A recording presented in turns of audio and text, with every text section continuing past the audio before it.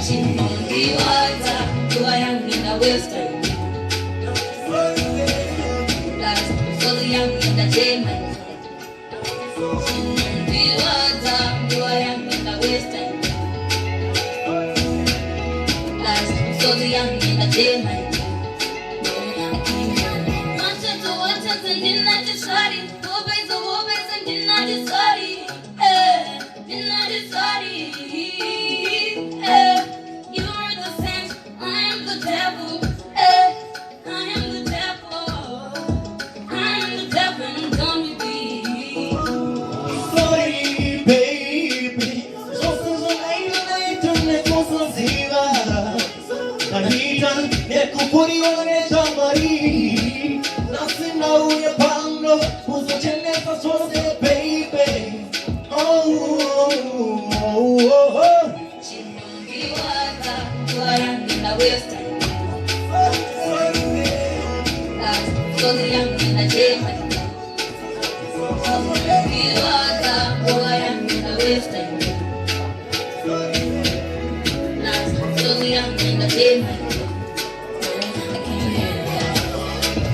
Artists have to build their careers now very slowly because they're building a brand online, and it's no longer about how many streams did I have, how many likes did I have on an Instagram post. It's how many subscribers have I got, how many followers have I got, and how can I address them directly. So as we develop that direct relationship between the artist and the fan through email, through WhatsApp group, through messaging, through artists jumping online, doing a live stream or an Instagram reel or something, we're really building those relationships between the artist and the fan, and we're finding ways to monetize that.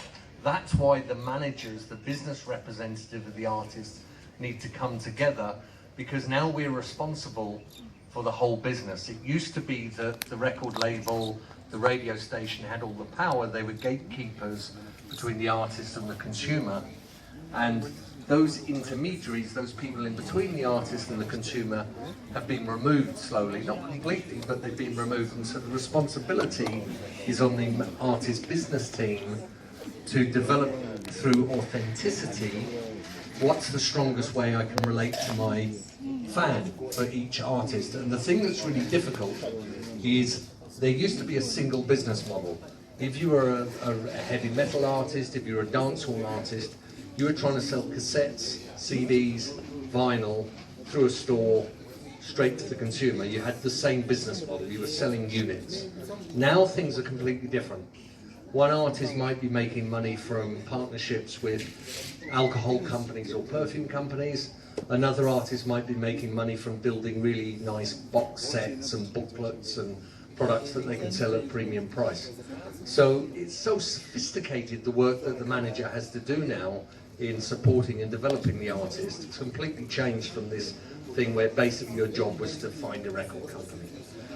That we all need to come together and share knowledge for the artists. And it's really important that at government level that people recognise the skill sets that are required by artist managers. They need to be business runners, they need to be entrepreneurs, they need to understand creative marketing, and they need to be able to build a long-term strategy. These things are completely different from having a mobile phone and believing in your artist. That's the baby step.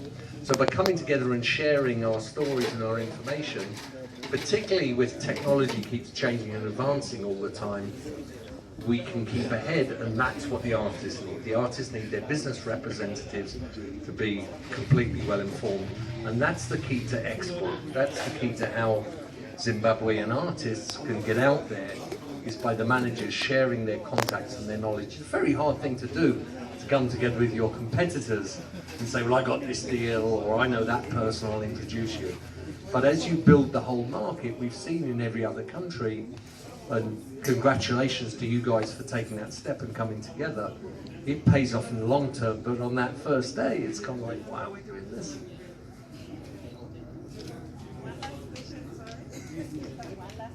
I wanted to find out, are there saying the forums are international. Are there like exchange programs where, let's say, a Zimbabwean artist travels maybe to your country so that they learn how to manage their artists? Because I know that no one is experienced in that business. They're just doing it maybe from passion or maybe they love art. Is there something like that? Because I've never heard of a school of management for artists anywhere in the world.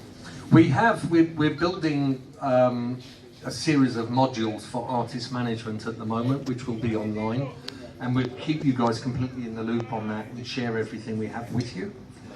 We have a relationship with a newsletter called Music Ally, which is used by the major record companies, Universal, Sony, etc., for their training, and it's like $500 a year to have that newsletter. But through the IMMF relationship with Music Ally, if you guys can all give your information to Russell, we'll add you to the Music Ally email list. And what they do is once a month they send out a sandbox, which is a summary of here's the latest marketing campaign that Rihanna did, or here's what BTS did in Korea. So we can start sharing information with you immediately that's timely and up to date. But there's information that you guys have.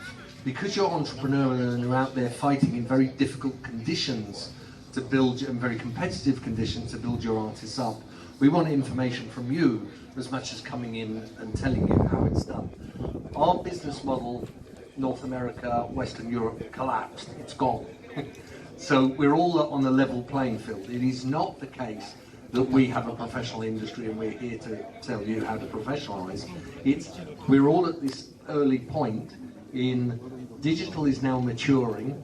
We've had YouTube and Spotify and a few other platforms for nearly 15 years, and the consumer is watching more and more video games, esports. In Africa, you guys were very early on using a lot of mobile data, where it was still quite expensive in Europe. So the way that African artists communicate through online platforms is often very